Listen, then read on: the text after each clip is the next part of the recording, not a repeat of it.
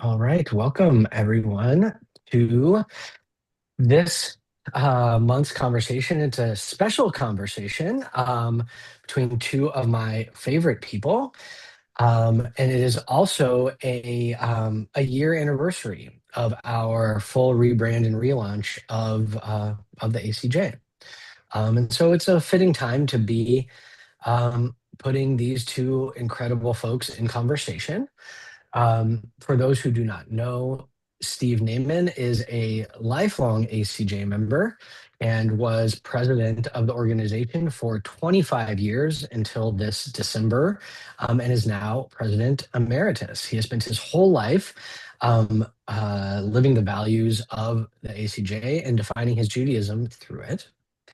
And Sam Panken is a board member of the ACJ and will be interviewing Steve. Sam grew up in the Reform movement and will basically be taking over from me now. So, Sam, if you would like to begin, this is going to be a great conversation. I'm really excited. Thank you, Andy. So, since we're speaking across generations from different perspectives, I want to give you all just a little bit of background about where I'm coming from. I grew up very deeply ensconced in Reform Judaism as practiced specifically within the Union for Reform Judaism. My dad, Rabbi Aaron Panken, was a Reform rabbi and the president of Hebrew Union College Jewish Institute of Religion. And my mom was and is a very active lay leader in Jewish life. Various other family members are also involved in URJ leadership and the Reform Rabbinate. I attended a URJ summer camp, a URJ Teen Israel program, and a URJ synagogue, all of which unilaterally espoused Zionism and supported the state of Israel. I learned my Jewish values in Reform contexts, and I learned that Jews value questions, generative disagreements, and thoughtful debate. And I found it strange throughout my upbringing that there always seemed to be one question we couldn't ask. I grew older and became more keenly aware of the forces of colonialism and supremacy at play, and I began to question Zionism and to disentangle my understanding of my own Judaism from the oppressive Zionist project.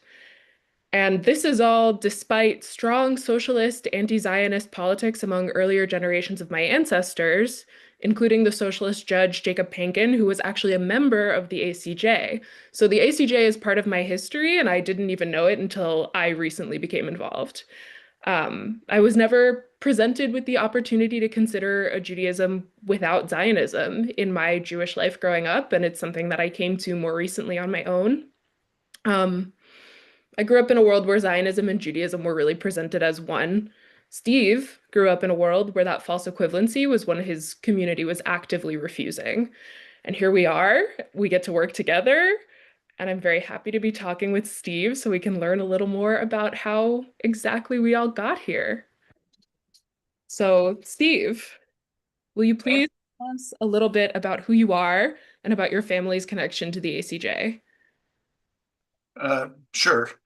I'm honored to be here, and I have a caveat that I would like to begin with that I'm not an intellectual, an academic, a historian, or a theologian, and any views that I offer are strictly my personal observations. And I'm President Emeritus of the Council, so I certainly don't speak for the Council on anything that I say.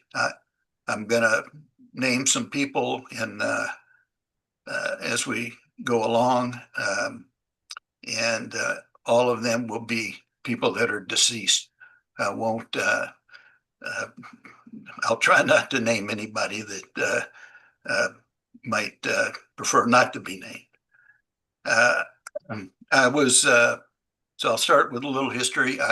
I was raised in Houston, Texas, and I was born in 1947.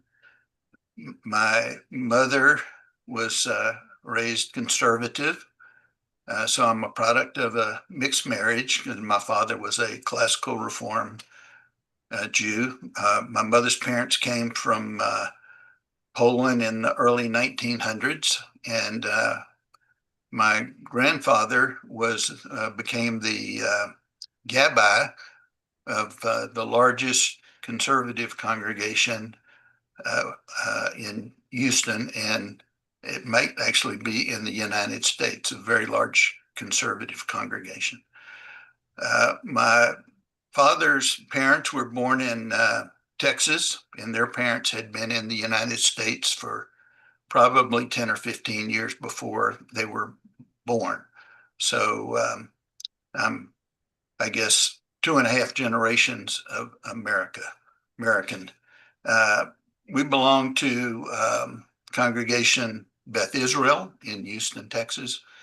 And my father's father, had been the president of that congregation. And he had also been the president of the Jewish Family Services. Congregation Beth Israel was known as an anti-Zionist congregation. Its rabbi was Henry Barnston from 1900 to 1943, and then Rabbi Hammond Judah Schachtel became the rabbi. Hammond Judah Schachtel had been a founder of the council and had signed the Articles of Incorporation. So when he came in 1943, he implemented what were called the basic principles, which were pretty much in line with the principles of the American Council and based on the Pittsburgh Platform of 1885, the founding document of Reformed Judaism. In 1944, a group of around 150 families of the 800 families of the congregation split off and formed what became known as Emmanuel, and that became a a Reform Zionist congregation. So, and I went to Sunday school at Beth Israel. We learned Hear, O Israel, the Lord our God, the Lord is one. We learned do justice, love mercy, walk humbly with thy God, all the things that teach people how to live a good life and how to help make the world a better place. We also learned about the Sadducees and the Pharisees, and don't ask me any questions about that, please. In 1957, the congregation Beth Israel was presented with an option to transform its religious school practices to a curriculum that the American Council for Judaism established. They voted that down, and 26 families left the congregation and formed Houston Congregation for Reformed Judaism. 6 of those families had the same last name as I do. And we had a wonderful small congregation. We all knew each other, the adults, the children. We often didn't have a rabbi, so the families each week would take turns giving the sermon and leading the service. And it was a wonderful experience. And I was confirmed in that congregation. All 3 of those congregations still exist and are thriving congregations today, obviously with different modus operandi than they had back then. So I don't recall when I ever heard the word Zionism or anti-Zionism. We didn't talk about that. We were Americans of the Jewish faith. We weren't taught to be ugly to anybody or think we're better than anybody. We were just taught that's what we believe. Other people believe other things.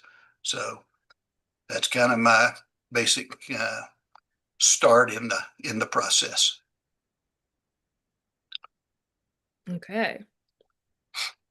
So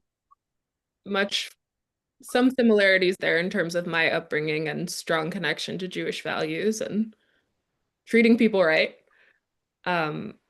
What does Judaism as a religion mean to you, coming from that kind of a place. The broader Jewish world was moving in a direction that you disagreed with, and how did that manifest for you in your own Judaism? Well, I read an interesting article in the forward a week or so ago.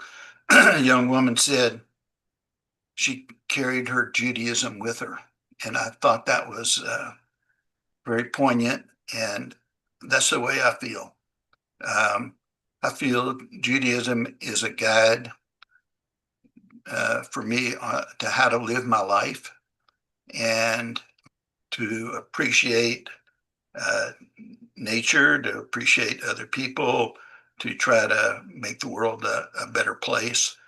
And I've I've been, except for when I was in college and excuse me, and uh, when I was in the military, I've been a member of a congregation pretty much all of my life until 2 years ago. So, um, yeah, I mean, I the things that I learned in religious school stayed with me, and I think have been a big part of my life. So, how did you balance your personal sort of internal Jewish life or congregational Jewish life with your role as ACJ president? What was the relationship between those two experiences? Well, I tried to keep a low profile. Uh, Why is that? I, well, uh, remember now, I didn't tell you this, but my wife was also raised conservative. So uh, I always felt I needed to balance, her positions, my positions. We have two daughters. So I've never hidden the fact that I was involved with the ACJ. I've always made it very clear to rabbis of the congregations that we belong to, and we belong to several because we moved around the country, what my positions were. Um, I guess one rabbi summed it up when he said, uh, if we joined his congregation, it would be the least objectionable congregation we would find.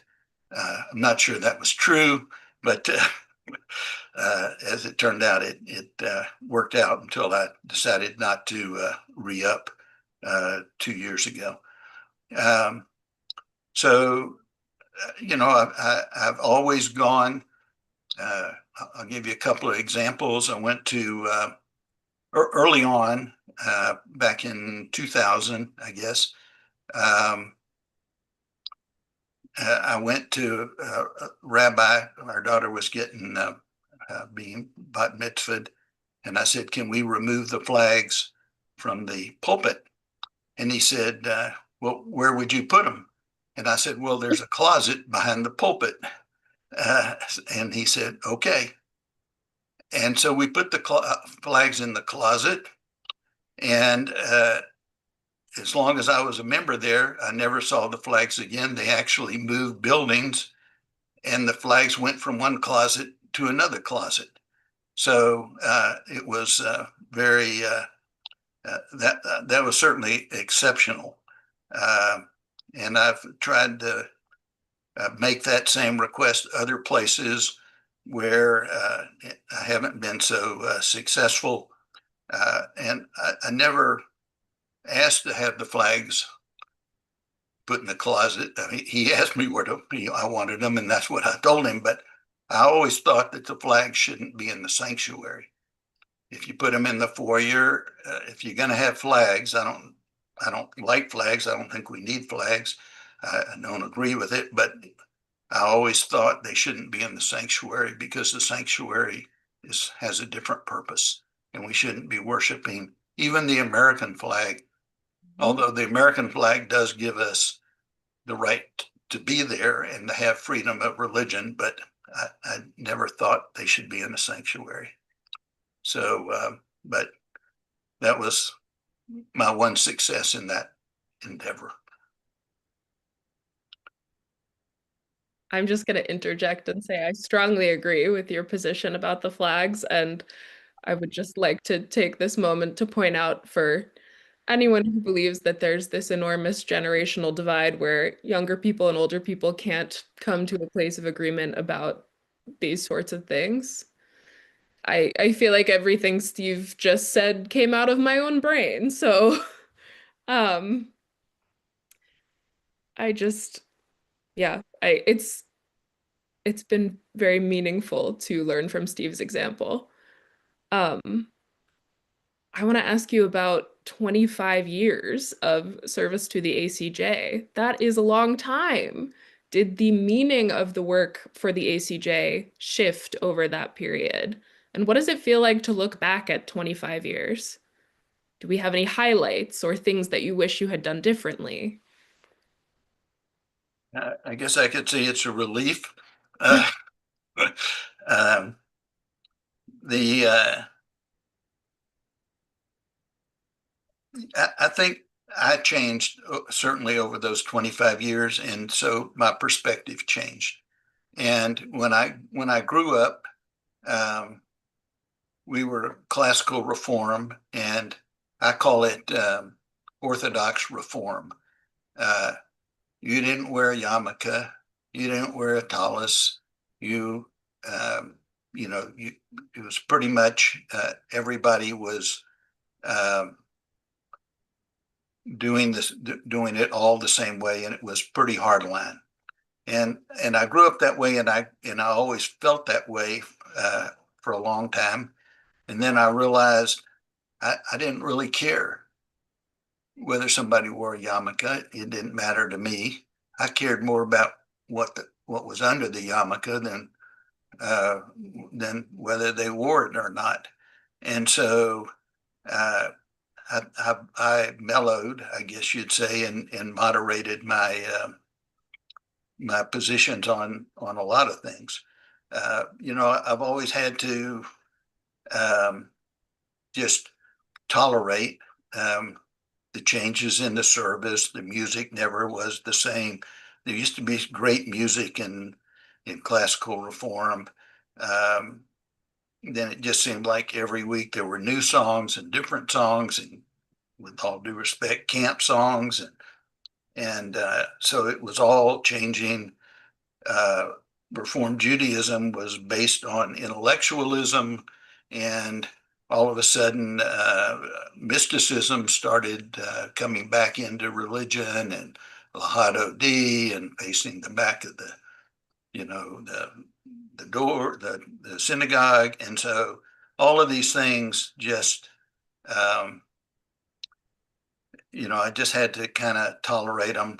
I always like I said, I'd always been a member, 47 years of adult life. I was dues paying, circle to giving, um, and I always felt like uh, I wanted to be a part of a congregation, but it was always me that had to make the uh, tolerate what was going on, I guess you'd say.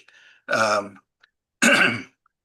I guess some of the successes we created two fellowships during my tenure. One is at the American Jewish Archives in Cincinnati, and one is at the Jimmy and Rosalind Carter School for Peace and Conflict Resolution at George Mason University.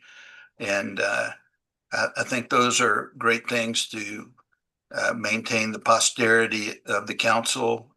Also, our archives, a lot of our archives are at the American Jewish Archives. So I felt it was really important that we support their efforts. Early on, we we established a couple of programs. We tried to we queried all 900 Reform congregations to see if they had best practices for working with their classical Reform congregants.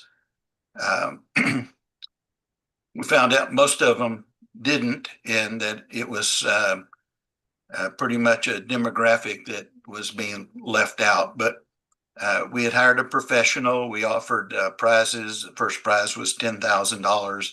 So we awarded those prizes for people that submitted their programs. And we also did matching grants for Union Prayer Book Sinai Edition, which is the updated Union Prayer Book.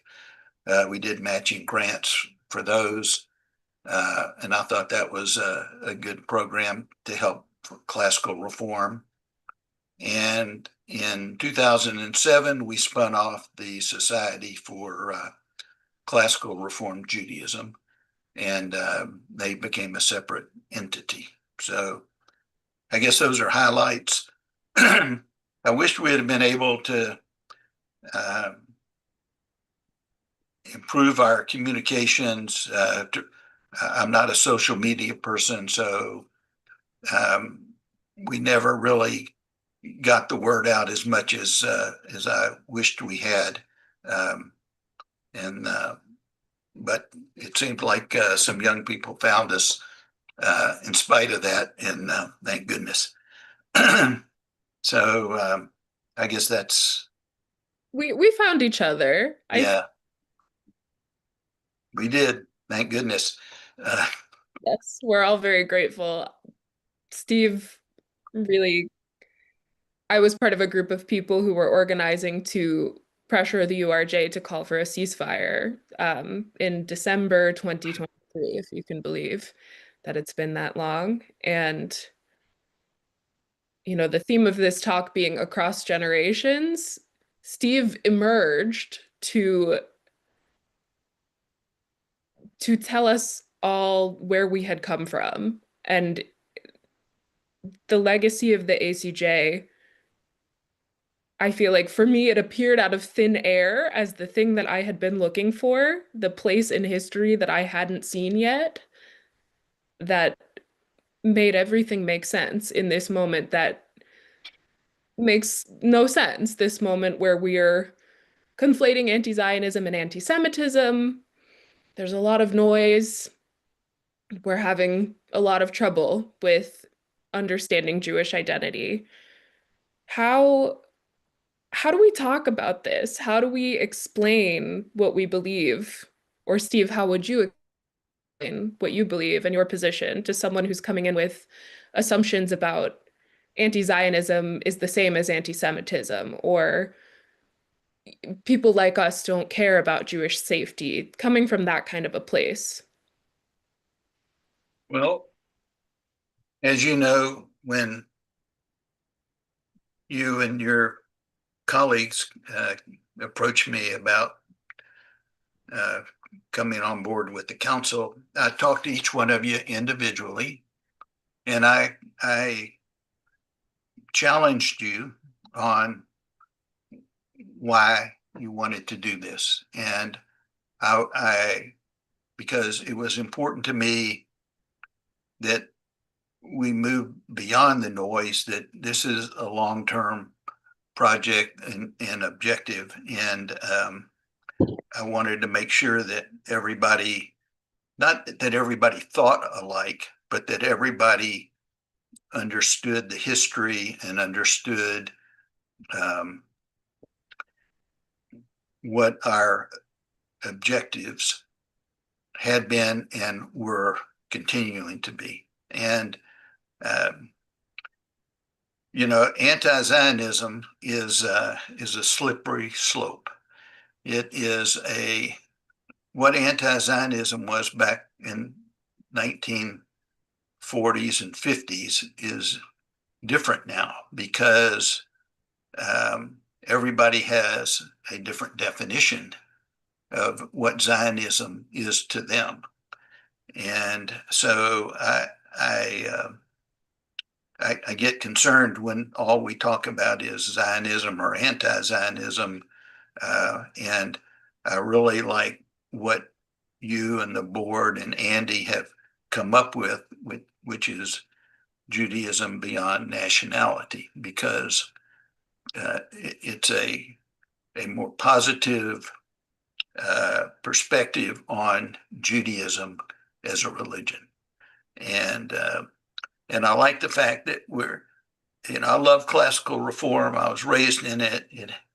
It means different things to different people, of course, but it was always part of who I was. But I like the fact that we're reaching out now to all of reform, to actually to reconstructionists, to anybody who wants to really uh, be a Jew, practice Judaism, and beyond nationality. So I think it's, I think we really have a great program, and we're heading in the right direction. So uh, I'm awed by all of the people in your generation who have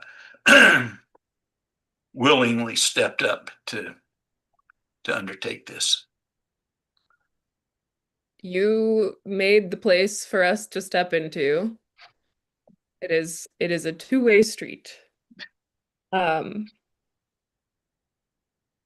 wondering about how you and I come from very different places in terms of our reform upbringing. Yours is classical reform, Texas. I'm very much a Jew from the Northeast. I very much grew up in URJ specific Reform Judaism. Do you think that we arrive here with different kinds of commitment? Do you think we've arrived to the same place? Um, well, I think we both have the same level of commitment. I think we just have, as you say, we've come at it from two very different perspectives. So, and like you said earlier, there is a lot of noise, um, and it's important to me to know that um, our Jewish moral and ethical values, to me, are at stake. Now, both sides of the equation claim rights to moral and ethical values, but obviously, one side is demonstrating um, that maybe they don't share them or look at them the same way, because what's going on now in terms of the treatment of the Palestinians, and has been going on for 50 years. It's not just since October 7th, but the slaughter, the genocide, um, the apartheid is, it's a terrible thing. It is a travesty to all Jews all around the world, and um, so it's important that people understand that, but it has to go beyond that. In other words, you have. I think that Israel is, to me, it's just another foreign country. It is not part of my Judaism. I don't know that everybody who's coming to the table now thinks that same way, but um, so it's important to understand. And I'm not saying they shouldn't be at the table. I'm saying we just need to understand and present a program that really focuses on Judaism as a religion, so that everybody can share in that. And I think uh, that's really where we have to put our focus. I think for me, that's where our little tagline of Judaism beyond nationalism really resonates because, at least in my experience, growing up inside of what I would call Zionist indoctrination, despite how other people in my life may feel about that, um, growing up inside of Zionist indoctrination is quite limiting. And the experience of Judaism as sort of conscripted to Zionism is very limited. And to me, that's where this beyond is so important. Judaism beyond nationalism, Judaism that is something more, because we know it is. It's the truth. I feel like Reform Judaism as practiced within the URJ has become so small. And Judaism has so much to offer that is not stuck within the confines of nationalism. Right. Yeah, I agree. The big tent is only big for the people that they let into it. And and it's really that's why I left. And like I say, I'd been a member of a congregation all of my adult life. And but when anti-Semitism uh, and anti-Zionism became equated, uh, I couldn't take it anymore. And I'd ask the rabbi to query the union and the CCAR as to how congregations should approach their congregants who had, in many cases, started these congregations, who had funded these congregations, whose families had been members for generations, how they were supposed to feel being called anti-Semitic and how they should be dealt with. And I got no response. So that's, that just, my brother told me, what took you so long? I think a lot of us are asking ourselves that question, which brings me to this moment where more and more Jews, and particularly young Jews especially, are questioning the relationship that we've been presented between Judaism and Zionism, and the ACJ is being revitalized. What do you make of this moment? Does it feel like a vindication of some kind? And I also would love to know what you hope is possible for the next generation. Well, I,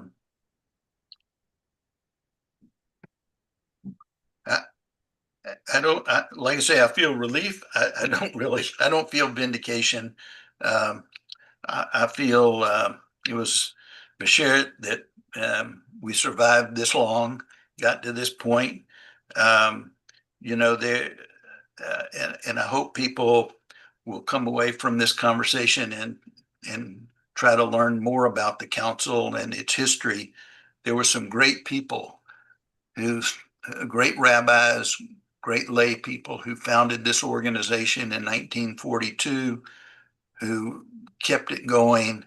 And, I just happened to come along and, since I'd been brought up and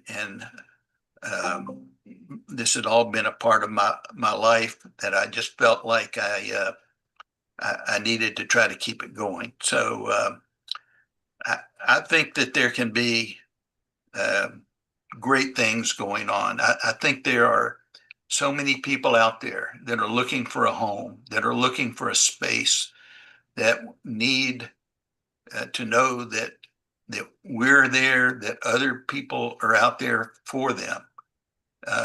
Individuals, Havara, discussion groups, even now there's non-Zionist, anti-Zionist congregations.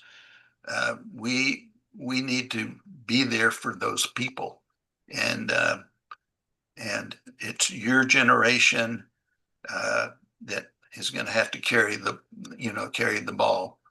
I started to say carry the flag, but we don't want to carry the flag. So, so I think this is really it's the right time. I feel, I feel pain that that this moment had to come because of the loss of life of so many people, and the ill will and the ill treatment of a whole group of people. I just it's just so un-Jewish to me that it has that this is what has brought us to this moment. But be that as it may, I mean, we're here, and I think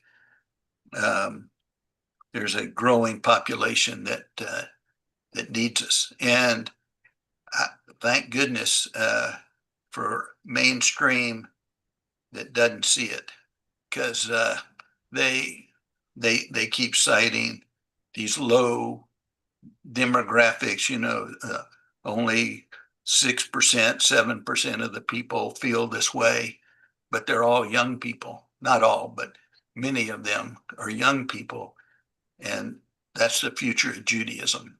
So I think we're on the right path. It's going to be a hard road. Need a lot of money. Need a lot of work. It's a big shift.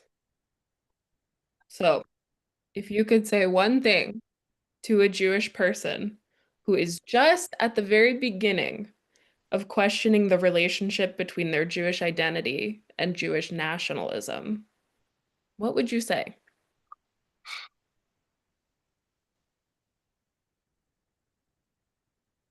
I would say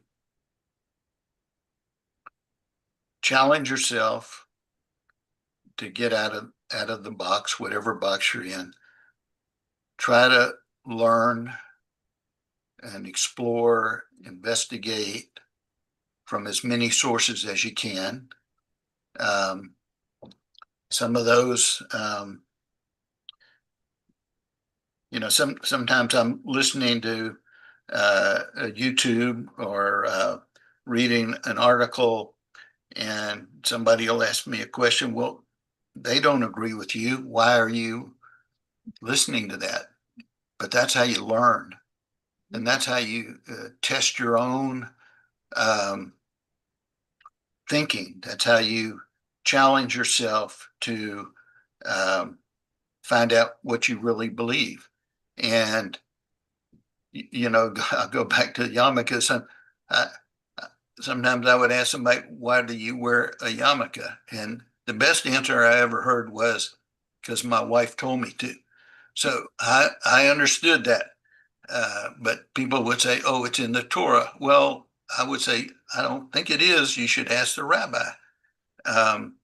So, and that's just a simple thing, but people need to really explore. And I'm going to cite a couple of things that I heard, listened to in the last year that really struck me. There's a fellow by the name of Peter Beinart, and he interviewed Avram Berg, who was the former Speaker of the Knesset.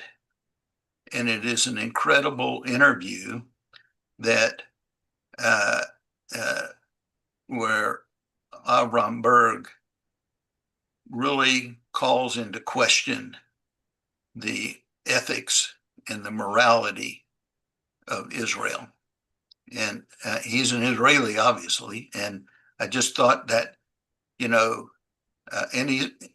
I'm sure he's a Zionist. I don't know if he calls himself a Zionist, but in another interview that Peter Beinart did was with Rabbi Ismar Skorch, and he was the head of the Jewish Theological Seminary for 20 years. He's the Chancellor Emeritus. And what he said was that the Jewish religion is at stake. For what is going on now is going to determine the fate of Judaism. And it is an incredible interview coming from a rabbi, a Zionist, a vowed Zionist, who is really calling into question everything that's going on within Judaism, and why people aren't speaking out, and why mainstream, the union, the CCAR, the Hebrew Union College, aren't speaking out. And then on your generation, and I'm sure that you saw this Simone Zimmerman interview with Hannah Einbinder, and that was also incredible. So people need to go out there and explore. If you come to the same conclusion, that fine, but at least you understand why. Okay, and if you and don't be afraid to change your mind. Don't be afraid to evolve. And I think I think your generation has it right. So, Thank you. And I want to add, if you're one of those people who is at the beginning of that line of questioning and you want help figuring it out, you want to talk about it with other people, you want to hold someone's hand while you do a little of that exploring, the SCJ is a great group to be connected with. I myself am happy to have that conversation. I know several of our other board members are too. And I think we're about ready to open it up to questions from listeners, which could be to either of us or both of us.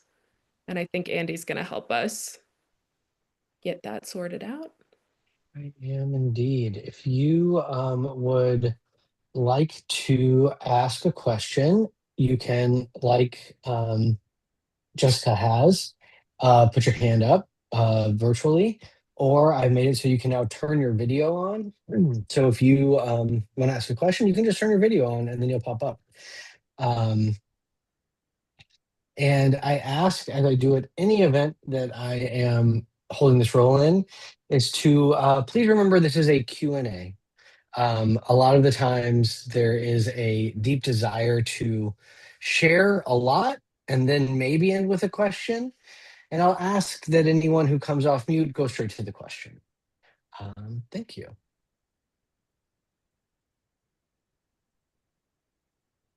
Hi, how are you? Hi. Hi, I have a question for both of you.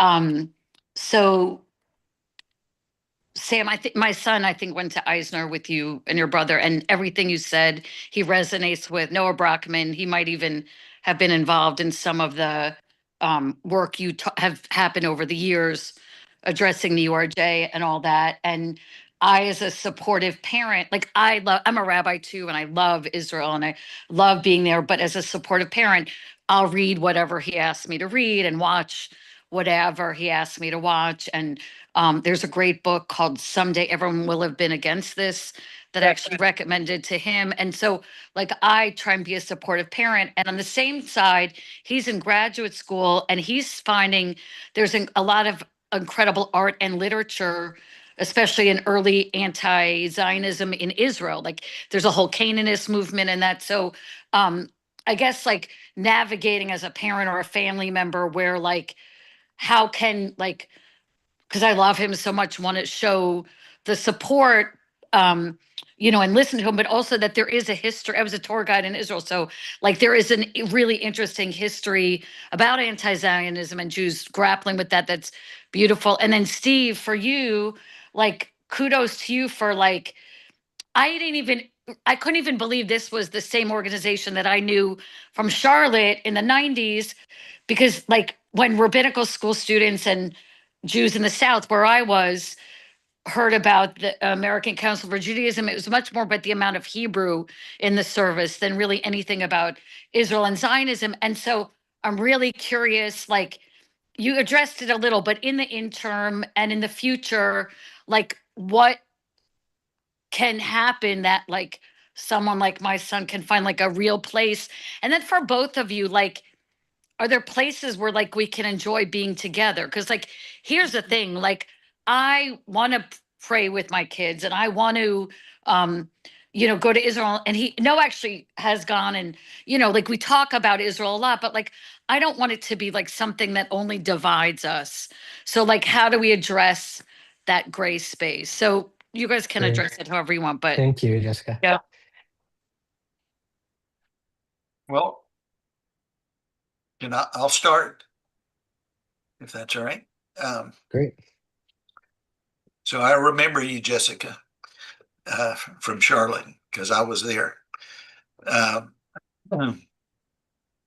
And first off, kudos to you for having a relationship with your son and talking about it, because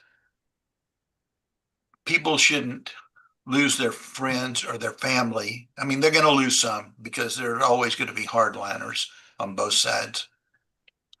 but it really, people need to be able to talk about it and just explore and realize that you might not agree on every aspect of it, but try to find the common ground. So I, I, I appreciate as a parent and a grandparent, I appreciate the fact that you're having that dialogue. So, um, and yeah, the council, classical reform was not big on Hebrew, and I flunked it twice, but I flunked Spanish 4 times and didn't do so well in English. So I think it was genetic and uh, not part of the council's training.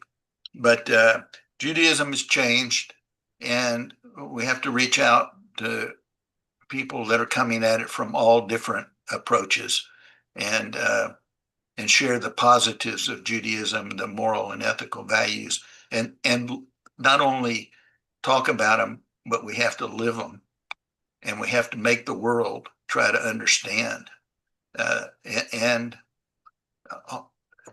that this is, if we're going to survive as a civilization, we have to all try to promote those values. I turn it to Sam.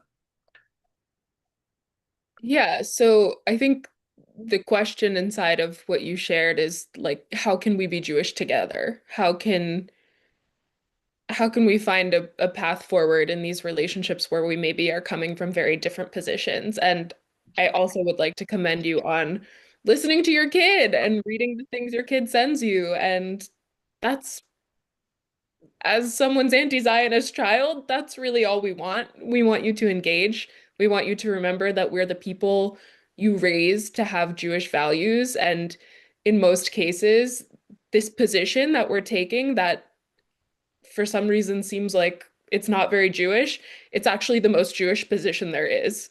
And that's often the place we're coming from. In terms of being Jewish together, I think it's different for everyone. I don't see myself returning to Israel despite having spent time there in the past with my family, but there are ways that I feel I can be Jewish with people in my family. My mom, who is on this Zoom, hi mom, has accompanied me to a Seder with beloved friends of mine who are very attuned to the reality of what's going on in the Middle East. And we got to be Jewish together. We found a way. We were able to not be 100% on the same page and get there. There are also challenges. I am not interested in praying in environments that have flags. I'm not interested in praying to a symbol of empire. I Part of the reason that I'm involved in the ACJ at all to begin with is because I really want Jewish spaces that are not attending to nationalism before they are attending to Jewish values and religion. And I think the answer is I don't necessarily know yet. I wonder about this a lot, especially as someone who lives, I'm 28, I live rurally, I don't belong to a congregation. I want to say Kaddish for my father. Where do I do that? And the answer is I don't know yet, but I would like to work really hard so that there's a place that people like me can join like-minded folks to have our shared spiritual connection. So I hope that that answers your question a little bit, but the answer is there's more to come and there's a lot of work to do, and we're doing it. Great. Thank you all. David, you have been waiting very patiently and the longest. Hi, thanks for having Andy. Maybe, yeah. So I'm of the older generation. Obviously, I've had the opportunity to meet Rabbi Andy online and also Steve online. Thank them both for their leadership and Sam now for yours. So I have a much more attenuated or tenuous relationship with the council, but I'm old enough and lucky enough to have attended a council Sunday school for a year or two back in the mid to late 1950s, right? Before the split was quite as bad as it quickly became. Um, I think my question is more for Sam and the younger generation, because I think Steve and I are lucky enough to be able to remember a time when the conversation really was mostly about being an American, not even no, I take it back, just being a person of the Jewish faith, or even being a person with some kind of Jewish identity, and when the conversation wasn't as much about Zionism and anti-Zionism. And I think that's kind of for the younger, well, like I say, Steve and I can remember that time, but for the younger generation, that might seem like a distant hope, Yeah. with the urgency of anti-Zionism being as urgent as it is. So, but I, I guess I would generationally speaking, I would share Steve's hope that we'd get back to that conversation about just being a person with a Jewish identity, a person of the Jewish faith. Wonder how the younger leadership feels about that as an aspiration. Thanks, David. Yeah, so something for me that emerged in 2023, particularly in these conversations with the URJ leadership seeking to get to a place where we could just even ask for a ceasefire, our position was very much a fundamentally anti-war position. We happened to all be Jews. We happened in that organizing group to all be Reform Jews, many of us children of Reform rabbis and people who were involved in leadership in the URJ. So we felt that it was our responsibility to speak to this organization that raised us. And I'm with you. I just want to be I'm anti-war, I'm anti-violence. Like I just want to be a person. I want to be a good person. I want to be a Jewish person. I'm right there with you. And I think there are a lot of people who are seeking both a spiritual home, a religious community, and a reality where we get to just be a Jew. There are a lot of people who want to be Jewish. We don't want to be having this other conversation. And we've been forced to be having this conversation because our values dictate that we absolutely have to say something. And yeah, I'm not sure how it happens or when it happens. I think we're the moment that we've come to where we're not, fighting our way to get into that big tent anymore, and instead we're building our own. I think that's part of how we get there. And I'm hopeful. I working with the ACJ makes me hopeful. It's it's the best I can do. I can't promise for the next generation, but we're trying. Thanks, Sam. Steve, did you want to share anything with regard to that question too? Well, I did want to tell David that I apologize and that I owe him a telephone conversation. So, no, Sam answered it quite well. Thanks, Steve. Lauren, can I ask you to unmute if you still have a question? Yes. As an ethical universalist, I oppose all forms of ethnic nationalism, which includes Zionism. My question is, as we start to build anti-Zionist Jewish spaces, sometimes I've found that they can kind of get into some forms of Palestinian nationalism. Sometimes I just want a Hanukkah party, not a Hanukkah party for Palestine, or a Passover Seder, and not a Passover Seder for Palestine. And I understand that's a reaction to the mainstream. So how do we build Jewish spaces that, while standing for the human rights of the Palestinian people, really try to move past nationalism in the other direction? Excellent question. Come to the right place. Yeah. I can tell you that is a conversation we've been having throughout this whole process. Right. And I think it's another one of those situations where the answer is still developing, but I'm right there with you. That's why we're saying Judaism beyond nationalism. That's why, you know, we're talking about the American flag too. It's in the conversation. Rabbi Andy might be more able to speak to this question than me.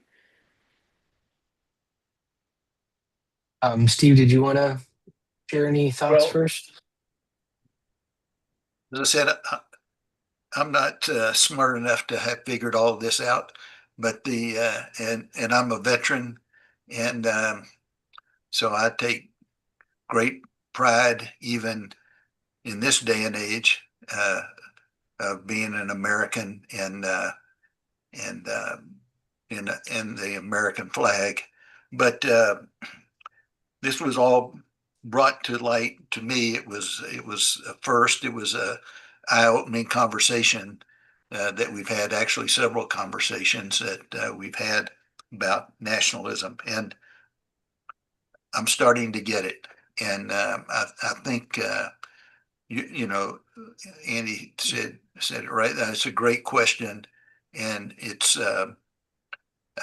sometimes difficult to make these splits between trying to support the Palestinians or other national groups uh, uh, in a context that doesn't involve our Judaism, but it's something that has to be certainly has to be thought about and addressed.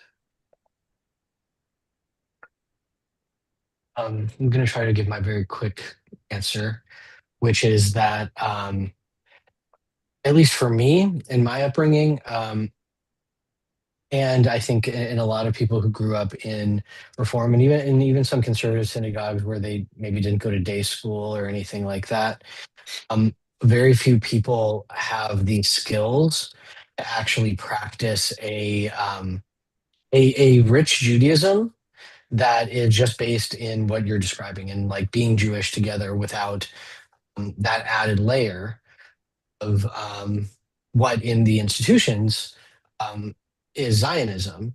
And then when they attempt to build community outside, they, because it's what's familiar, because it's what has structured their Judaism through the institutions they grew up in, they feel the need to replace that aspect as well with by centering pro-Palestinian solidarity. I think that as Jews, for many reasons, pro-Palestinian solidarity is incredibly important, both from just basic values, like we should be speaking up against any kind of genocide that's happening. We should be speaking up on behalf of any group that's being persecuted. But then obviously there's the added layer of a state that claims to represent all Jews doing the persecution and genocide, which I think makes people really want to figure out how to shake that off. And the way they feel they need to do that is by centering Palestinian solidarity in place of the Zionism. And I think for people, if that's the community they want to build, that's the community they should build, and great.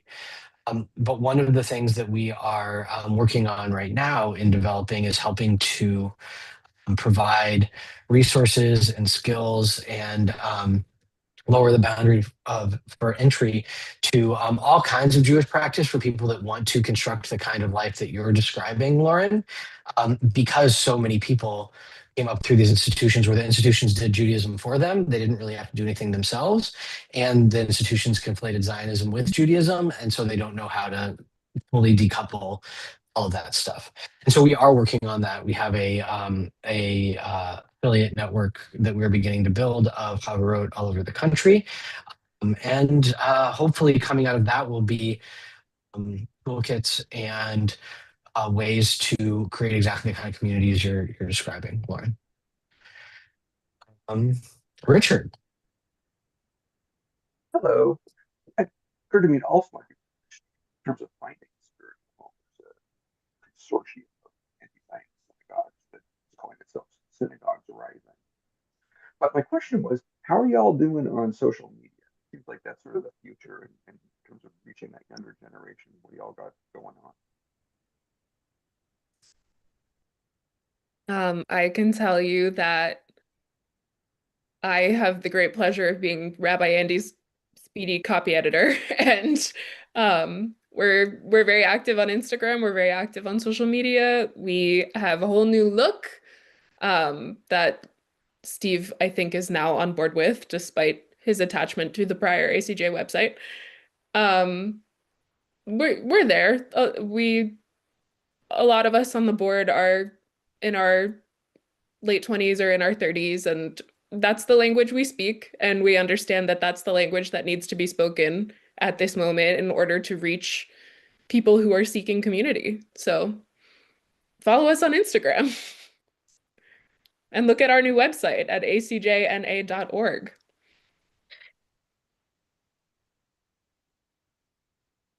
Yeah, I echo what Sam just said, and I think that social media is super fraught right now.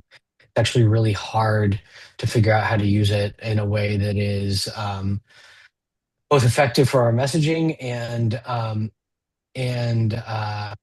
gets the word out, but without replicating some of the problems that come when you try to build something via social media, which requires doing things to get attention that are inflammatory, that will get the clicks and the anger and the like, and we don't want to do that, right? Like, and so our Instagram's doing well. We've got all these videos on YouTube of all this will be up there shortly too.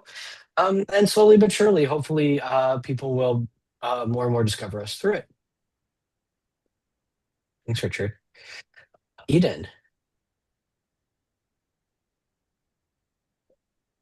Hey all. Thank you for having this, Sam. It's good to see you. Good to see you all. And yeah, I mean, I just wanted to echo the finding the ACJ and other histories to lean back on. It was for myself such a good off-ramp that I didn't have to I mean, it took a while to find, but I didn't have to build from scratch. There's a history to build upon and to learn from, and people still doing this work. So I really appreciate everything that you're doing. I guess I just wanted to ask, given that history, what's your vision for the ACJ in 10 years? No restrictions, what would you like to see happen within the next decade or two? I can answer that, and I think Steve should answer that too. What's my personal vision or what's the organization's vision? I think Andy should speak to the organization's vision, but my personal vision is basically, it comes down to what I said before. I want to have somewhere or someone or some container where I can be a Jew, where I can experience my Jewish ritual tradition. I want to share that with other people, and I want to share that with other people who are not interested in supporting violent nationalism. I think that looks like creating small communities. I think that looks like disseminating educational resources. It looks like learning together. It looks like this on Zoom and on YouTube because that's the world we live in. And maybe it looks like we're all in a sukkah in person and we're still learning, but there are lots of ways to be together. And that's what I hope for, at least, is to be Jewish together. It's not much and it's also everything. I'm gonna have to cop out on this. I'm just hopeful I'll be alive in 10 years. So it's 79 now, but it's a young person's game now. And no disrespect to my fellow travelers of my generation and even the next younger generations.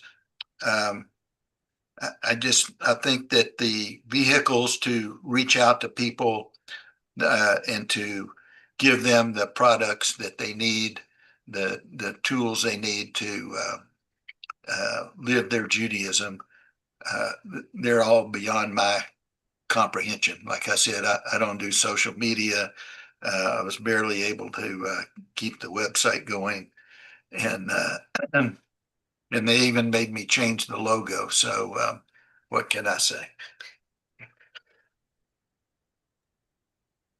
Yeah, I want to just echo what Sam said. I think it's what we're doing it already, and that in 10 years it'll just be very stable, right? Like we will have institutional stability, wide recognition as a place for folks to go who are looking to build community, and that it'll be seen as like a normative mode of American Judaism to be, you know, building Judaism where you are with the values espoused by the ACJ and the tools that we're working to provide for folks to do that. Andy, Yeah. I want to go back to Lauren and tell her that the reason they made me take the logo off was because it was nationalistic. So I want her to know we've made a big step in that direction. So It's true. The logo when we restarted this was a menorah with the American flag in it. right. But we got Sorry, Steve Steve. a t-shirt for his beloved logo. Yeah. The justice to Steve's attachment to the logo. Yeah. I think we've got one last question from Alex.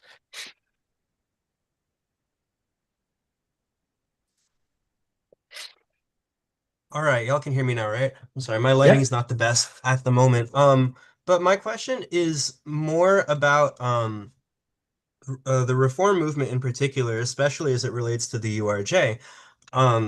Because I've been leading an independent minion. We just had our second service about a week ago. Our next one's going to be in a month. And the other day, me and some of the organizers were drafting our public facing value statement. And one of the things we got caught up on was the fact that even though, like, in a moment-to-moment basis in our services, it really is like a lot of inspiration from the reform movement, because most of us grew up reform. There's lots of like Debbie Friedman renditions of prayers. And we're, super like egalitarian about everything. And a vast majority of us are not all that halachically observant. But we couldn't really bring ourselves to use the word reform for it because we wanted to avoid any association with the URJ, mostly for political reasons, which have been expanded upon pretty well by now by other people. And so ultimately, we wound up just calling it a progressive liturgy. So my question is, in this newer moment of independent congregations sprouting up, in cases where there is like a similar liturgy to what's done in the Reform movement, do you think that label would be able to transcend whatever the URJ happens to espouse? And is there a way around any type of political connotation with it? That is such a great question. And my answer is aspirational and personal in that my father was a Reform rabbi. I grew up as a Reform Jew. I feel very strongly that I am a Reform Jew. In much the same way that I was born in this country and I grew up in this country and I'm American, I'm not on board with what the government's up to. I'm a Reform Jew and I'm not on board with what the URJ is doing. So I share that concern. I totally agree that in this moment, it is so hard to get your message across with the specificity that you want to have, where you want to say reform, but you don't want to say URJ. You want to make sure that the person who's coming to maybe join your minyan understands what you're about and that they don't run in the other direction because they think Debbie Friedman means Zionism. So the answer again is I'm hopeful. That keeps being my answer. It took a lot of work to be hopeful. It's been a couple years of working really hard. The activist and writer Mariam Kaba says hope is a discipline. This has been a very disciplined process of becoming hopeful. And I want to believe that the work that the ACJ and the people we're connected to are doing is going to make it possible that we can say that we're Reform Jews, and that can mean something, again, this word beyond, it can mean something beyond nationalism. So it's the answer is yes and no. And the answer is we keep trying and we keep untangling the same knot until we arrive at a shared understanding. And I hope that day comes soon.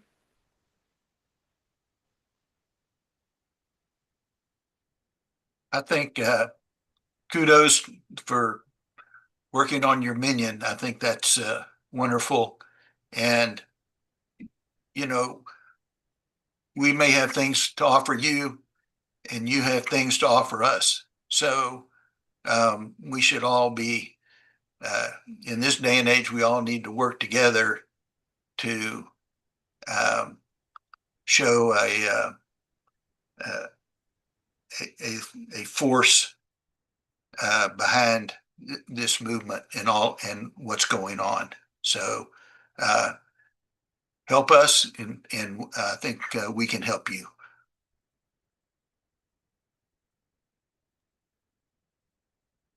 And Alex and his amazing minion in Westchester are already part of what we're working on. So I'm going to just say a little bit on this because it's like a major thing for me, because I love Reform Judaism and I love the thought of the early reformers and the ideology that came out of the Hasfalah, Jewish Enlightenment, and it is really hard because when like 90% of the time, if you say I reform to someone, they think that you are J, which is fine. But I do think that we are also at a moment that even before this this major rupture that's occurring, we were already on our way out of the denominational mode of Judaism in America anyway. And so to me, I don't know that the word is super important, but the values that you're already putting out there, Alex, and the traditions that you're maintaining by even continuing to include Debbie Friedman in the liturgy, is what's more important than actually calling it reform. The problem is, and this is something that we have struggled with for literally years now, is like if we don't call it reform, what are we calling it? And I think that progressive liturgy is as good as anything else. Yeah, it's a great question. I'm really glad you raised it. Steve and Sam, thank you both so much for not just this, for all you do, all you have done, and all you will continue to do for the ACJ. Steve is President Emeritus, but we still meet with him constantly, and he's still super involved and still does a ton for us, and it's amazing. And so I'm very, very grateful to both of you for making this possible and for being here tonight and having this really beautiful, candid, open conversation. I hope those of you who watched enjoyed, took something away from it. If you are so inclined and inspired, there is a link in the chat if you would like to help support us. The current president would be very mad if I didn't say that, so I had to say it. And we will be doing another similar conversation next month. Keep an eye out for when that will be announced in the next couple weeks. We also have some really good programming coming up. Intro to Judaism Beyond Nationalism, a 16-week program about what does it mean to be building Judaism beyond nationalism. And we have a wonderful class coming up with Rabbi Abigail Alpern, who's a graduate of Hadar, about the meaning of halakha, that it's not just Jewish law, it's something significantly bigger than that.